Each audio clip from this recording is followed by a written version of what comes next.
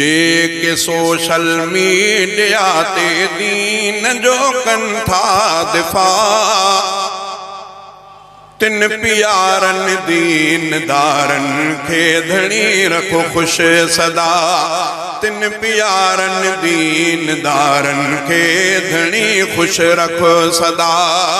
जेके social media ते दीन जो कन था दिफा, तिन प्यारन दीनदारन खे धणी रखो खुश सदा।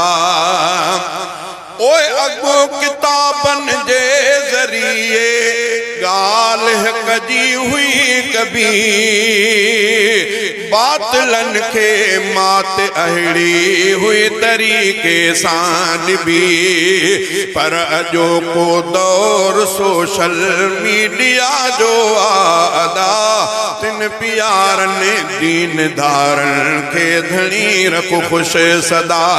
जेके सोशल मीडिया ते दीन जो कन था दिफा, तिन प्यारन दीनदारन खे धणी रखो खुश सदा। ओ दीन जे हर गाल खे बेदीन आडो पेश कर, ऐं पया सोशल मीडिया ते कलम जी दावत ॾियन।